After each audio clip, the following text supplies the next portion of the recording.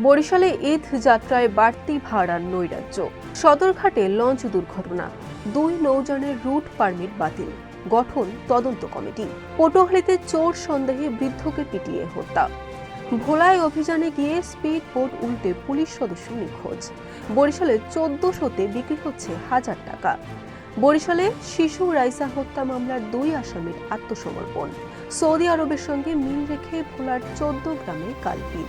আসসালামু আলাইকুম। বরিশাল.নিউজ থেকে রাত 9টার শীর্ষ সংবাদে আমি ফারহানা করিম তুলি।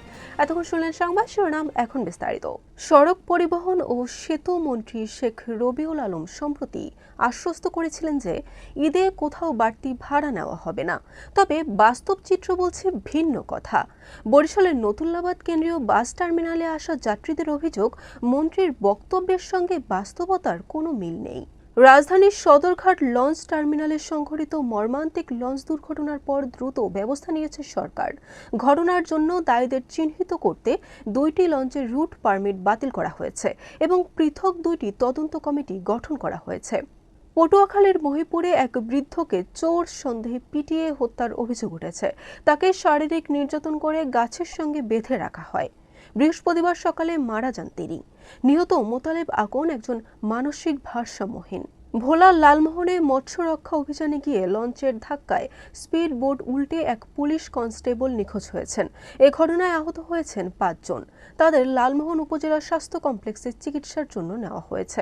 নগরীর বিউটি হলের সামনে ফুটপাতে বসেছে নতুন টাকার অস্থায়ী দোকান।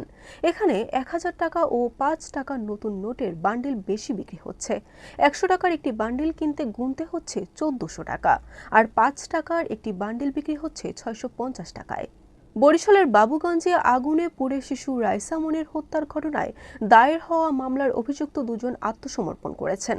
তারা সম্পর্কে বাবা ও ছেলে। বৃহস্পতিবার ভোরে বাবুগঞ্জ থানায় তারা নিজেদেরকে পুলিশের হাতে তুলে দেন। ভোলার 5 উপজেলার 14 গ্রামের প্রায় 3000 পরিবারের একদিন আগে ঈদ উল ফিতর উদযাপন করবে। আগামীকাল শুক্রবার সকাল 9টায় বোরহানউদ্দিন উপজেলার টবকি গ্রামে ঈদের প্রথম জামাত অনুষ্ঠিত হবে। বরিশাল.নিউজ।